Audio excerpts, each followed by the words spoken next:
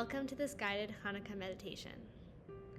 Allow yourself to relax, take a load off, starting with 3 deep breaths.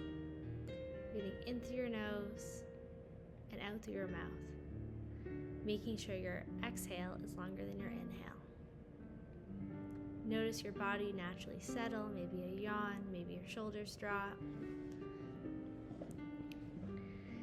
Today we're going to be doing hisbonenus, reflecting on the power of purity in our marriage and how what marriage truly is, nisuin, this elevation, this gift from Hashem, is so connected to the miracle in the story of Chanukah and what we were fighting for, what the Maccabees were fighting for in the times of Chanukah. The question is, what is the highest part of our being? Is it the power of intellect? Is that all we are, processing machines? To the Greeks, the answer was a strong yes. Human intellect was the greatest thing to be praised in their eyes. And so nothing drove them crazier than thinking that we believe there's something beyond intellect. As a Jewish people, we believe Torah to not just be wisdom, but to be godly, divine wisdom given by God to us in order to connect. Meaning not only is it not just wisdom, it's divine wisdom, and it's not just meant to be left in the realms of intellect, but brought down into our hearts and into our homes to be lived.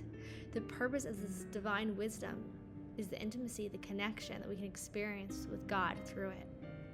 And so what did they do? The Greeks came into our holy temple and impurified our oil for the menorah, because purity is a concept that rests safely above the limited and cold realms of intellect.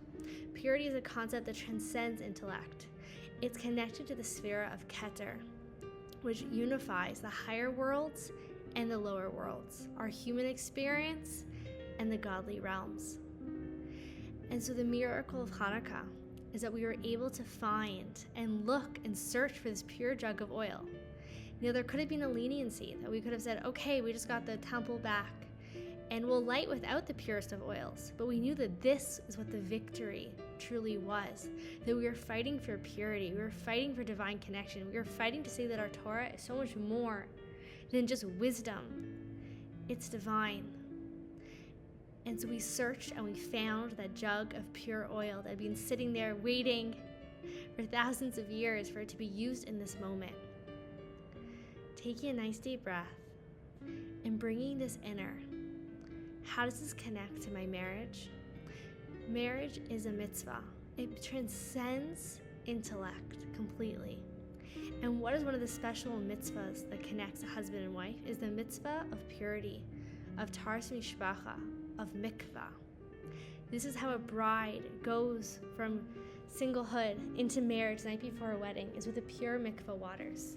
And with the sacred act of mikveh, of immersing, we tell ourselves that marriage is not just about a trend. It's not just about what my mind tells me. It's not just a piece of paper like the secular world might tell us. This is an act of divine connection that transcends all intellect. And therefore, through these mikveh waters, we can connect with our husbands when we feel like it, when we don't, when things make sense and when they don't, when we feel like we're on the same page and when we don't. We always have this ability to connect and have the harmony and peace and connection we desire in our marriage, because we're not just going based on our intellect. We have the divine, we have Hashem, we have this name of God, Yud-K and Vav-K, between us. And so with this act of purity, we enter into the sacred bond of marriage. Taking a nice deep breath and imagining your keter, your crown, your ability to transcend, your place of this inner purity, of knowing that you're always essentially connected. Tapping into this power within your marriage, of knowing I can go to this realm of keter, of divine intimacy, of connection, of transcendence. My marriage is not just blowing in the wind. One day I feel like this, one day I feel like that. No, we are rooted, we are grounded in the sacred bond that connects me, my husband, and God. This mitzvah of marriage is something that the Greeks did not appreciate. They wanted all interactions to be cheapened by just cold intellect. but with the power of Chanukah, the power of the light that transcends darkness, we bring the power of marriage to the world.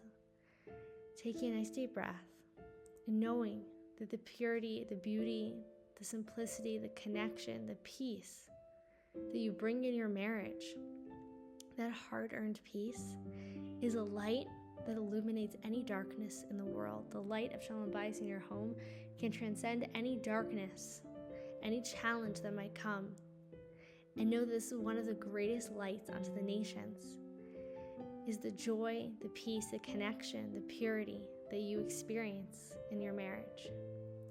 Taking a nice deep breath, allowing this truth and the joy of this truth to fill you.